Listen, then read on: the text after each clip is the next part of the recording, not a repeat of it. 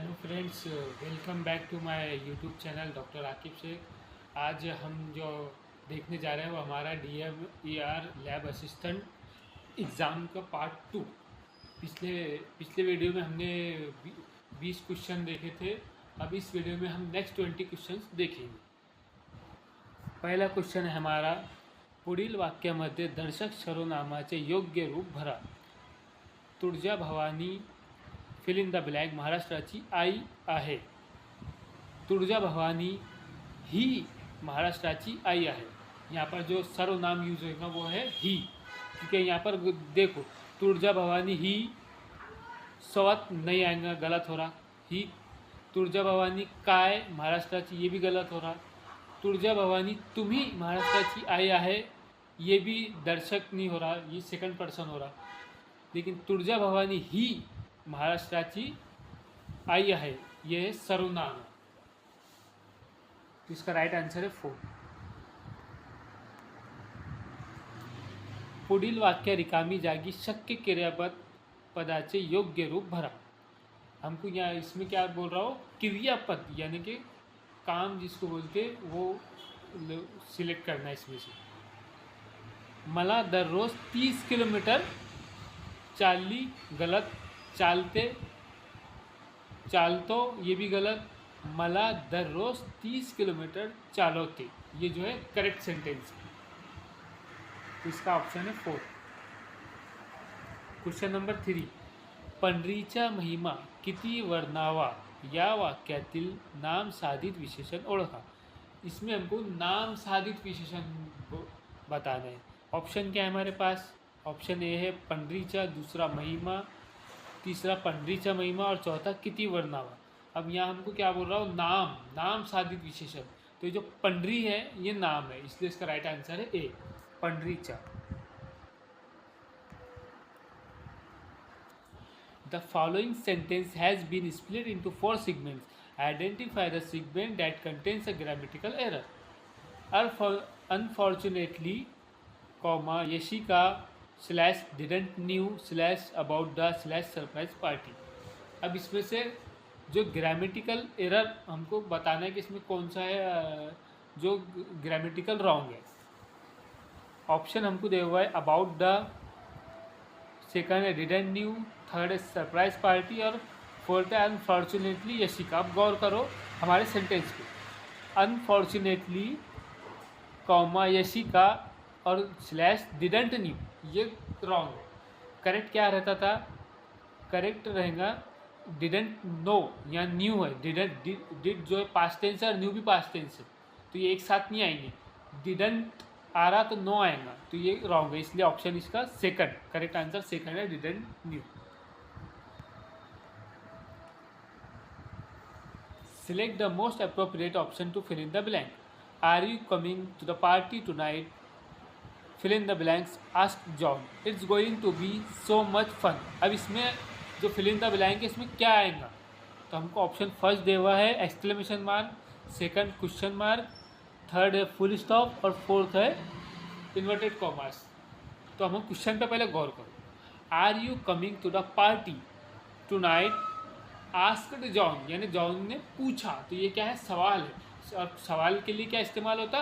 Question mark. तो इसका correct जो ऑप्शन है ऑप्शन सेकंड, क्वेश्चन मार्क।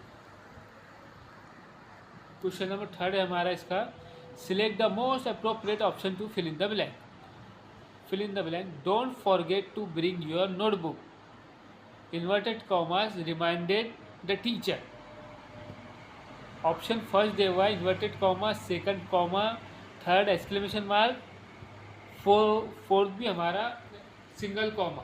तो करेक्ट आंसर क्या है? तो क्वेश्चन पे गौर करो, don't forget to bring your notebook, inverted commas दिया हुआ है, कॉमा के बाद इन्वर्टेड कॉमास, और ये क्लोजिंग है तो फिर स्टार्टिंग इन्वर्टेड कॉमास होना हमको डोंट से पहले। तो यहाँ पर जो ऑप्शन है वो फर्स्ट सही है, inverted commas.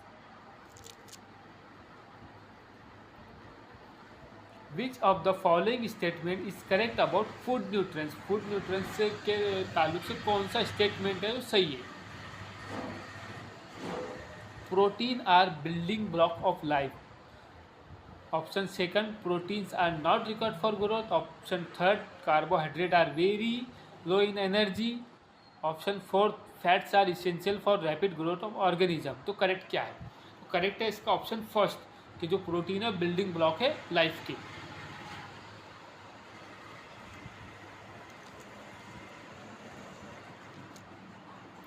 The tropic of cancer passes through which of the following state. क्या क्वेश्चन पूछ रहा है हमको कि जो ट्रॉपिक ऑफ कैंसर है वो पासेस इंडिया की कौन सी स्टेट से होता है.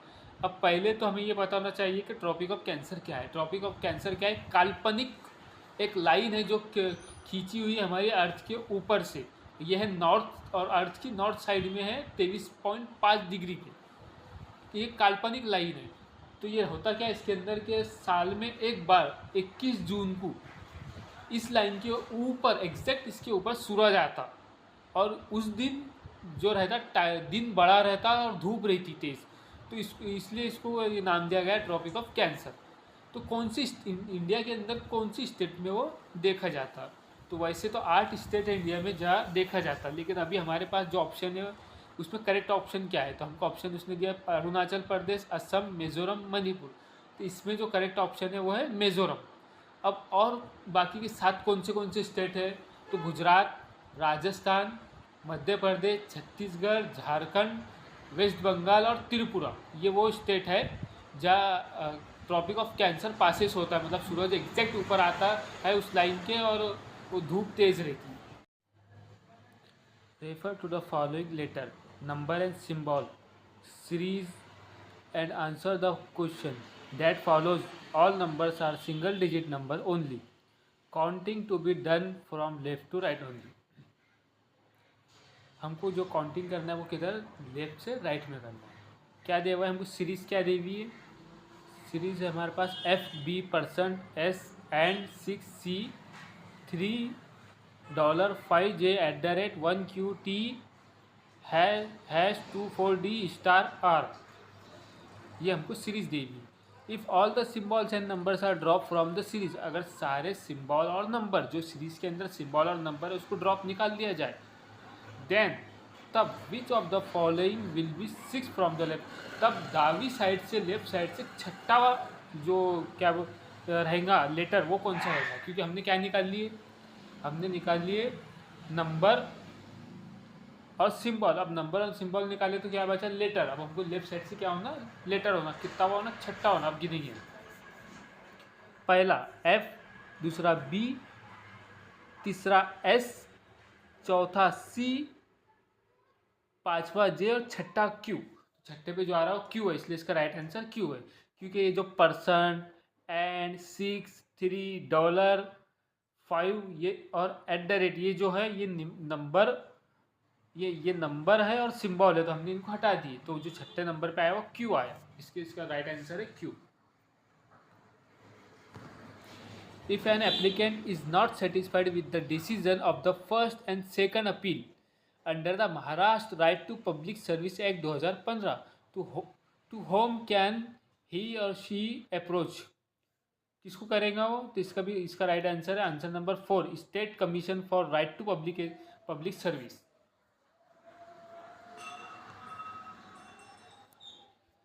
A, B, C, D, E, F and G are sitting around a circular table facing the center. B sits third to the right of A. F sits second to the left of G. G is an immediate neighbor of C. B sits to the immediate right of F. E is the immediate neighbor of F. What is the position of F with respect to E? F की position क्या रहेंगी E के respect में? क्या है इसका right answer? Option number first, immediate right. Question number 6, what is the full form of ASCII in computing. Computer system के अंदर ASCII का फुल फॉर्म क्या रहता? American standard code for information interchange. Option number third इसका right answer. In the state of stool analysis, ये technical part चालू होगा हमारा. In the context of stool analysis, what does the presence of reducing substance typically indicate specially in children. बच्चों के अंदर reducing sugar test किया जाता है, तो इसके बारे में पूछ रहा है। रिड्यूसिंग शुगर काय के लिए करते हैं, तो रिड्यूसिंग शुगर टेस्ट हम करते हैं लैक्टोस के वास्ते। तो इसमें जो राइट आंसर है वो थर्ड है, लैक्टोस इंटॉलरेंस, क्योंकि reducing sugar bacterial infection, parasitic infection या वायरल इन्फेक्शन के लिए नहीं किया जाता।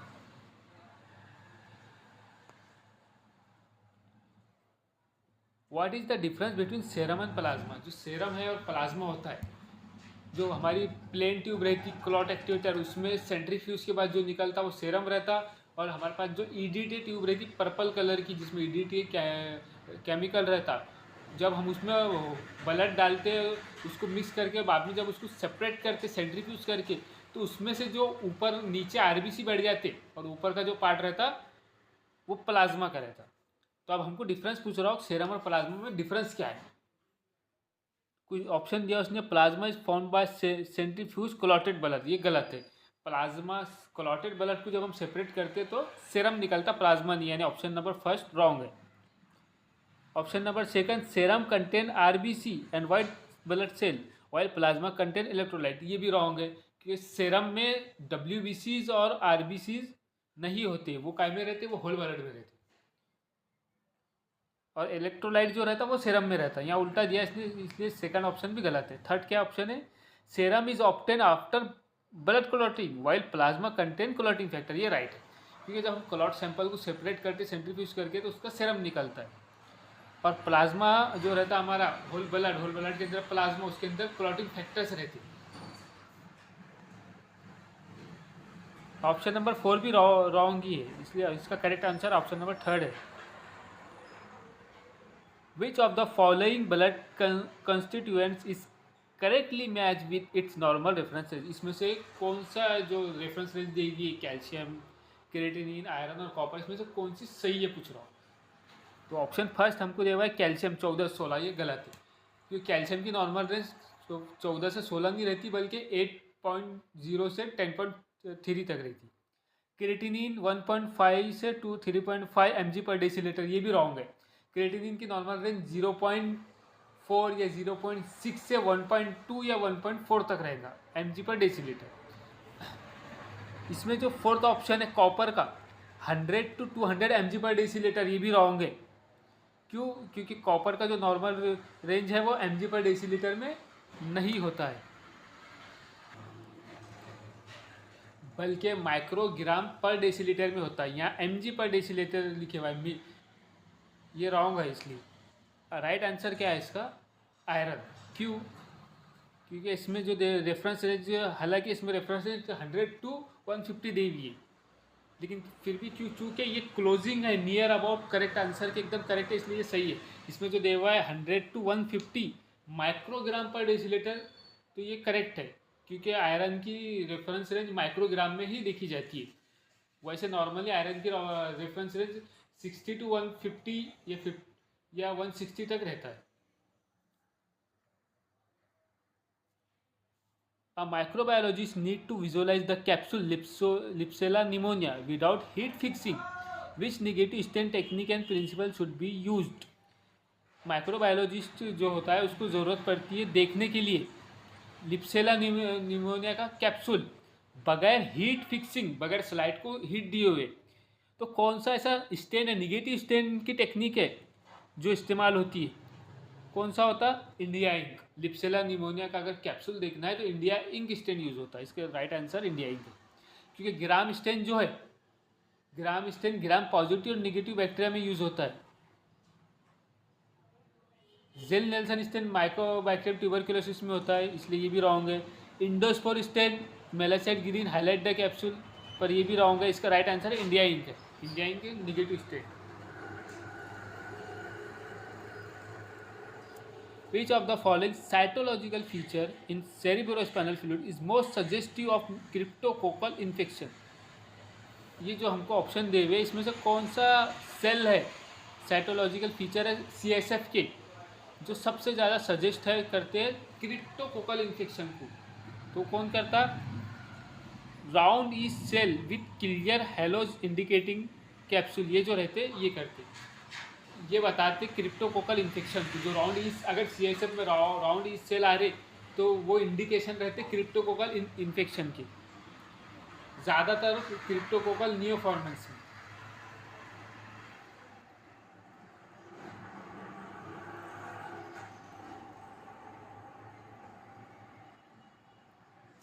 Plasma differ from serum by the presence of which of the following. Plasma अलग होता है सेरम से।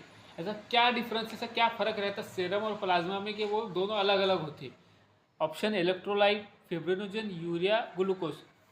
तो यूरिया, ग्लूकोज, इलेक्ट्रोलाइट, ये जो है ये काय का फीचर है? ये सेरम का फीचर है। जबकि प्लाज्मा का फीचर क्या है? फाइब्रिनोजन, कि उसके अंदर फाइब्रिनोजन रहता है। इसका राइट आंसर ऑप्शन सेकंड है।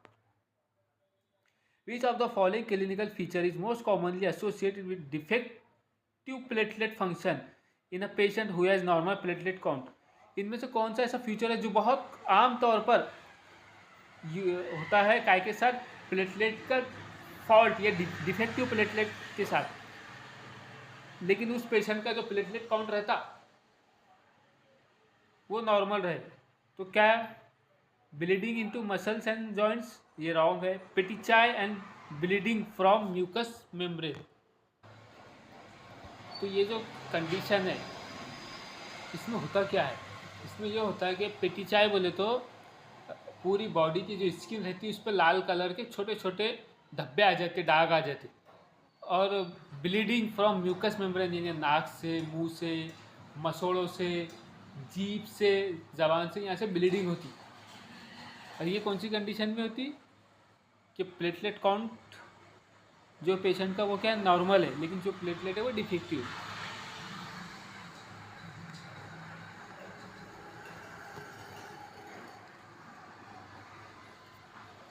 Which of the following is highly selective medium commonly used for the isolation of Salmonella and Shigella from stool specimen? Stool specimen में सल्मोनेला और शिजेला का आइसोलेशन के लिए कौन सा मीडियम आमतौर पे यूज़ होता है? कौन सा है? तो इसका right answer option number second है, जाइलोज लाइसिन डीऑक्सीचोलेट, यानी XLD अगार, ये यूज़ होता है। तो ये था हमारा DMER लैब असिस्टेंट का पार्ट 2। अगले वीडियो में हम पार्ट 3 और बचे हुए क्वेश्चंस देखेंगे। हमारे चैनल के साथ बने रहे। अगर आपने अभी तक इसे सब्सक्राइब नहीं किया तो सब्सक्राइब कीजिए और नीचे बेल के आइकन को भी दबाइए। Thank you.